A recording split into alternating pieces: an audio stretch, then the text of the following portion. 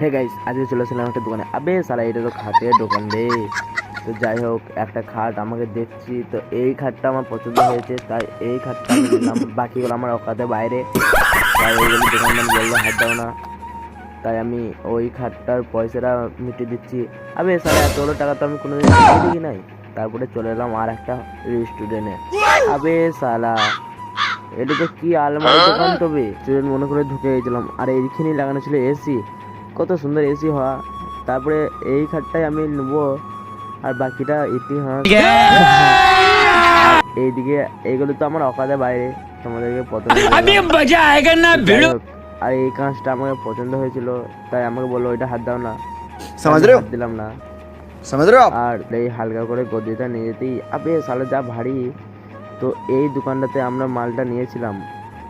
তো মালটা নেওয়ার পরে আমরা গাড়িতে লোড করছি, আর ফাইনালি গাইস আমাদের গাড়িটা লোড হয়ে গেছে। আবে সালা, এটা গাড়ি নয় তো, এটা অটো। আর গাইস, তোমাদেরকে আর একটা জিনিস দেখাচ্ছি। রাস্তা জাম করে আমার ফ্যান ফলোয়াররা সবাই ফরেন ইন্ডিকার জন্য দাঁড়িয়ে গেছে, কারণ আমাকে দেখা করার জন্য। তাই আমি ওদের সঙ্গে হালকা করে টাটা করে বেরিয়ে গেলাম, আর ওরাও আমাকে দেখে খুব খুশি। তারপরে চলে এলাম আমরা গাইস বাড়ি।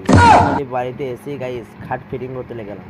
তো ফিটিং করা হয়ে যাওয়ার পরে খাটটা এরকম টাইপের লাগছিল, তাই আমাকে দেখে তো প্রচুর ঘুম আসছিল।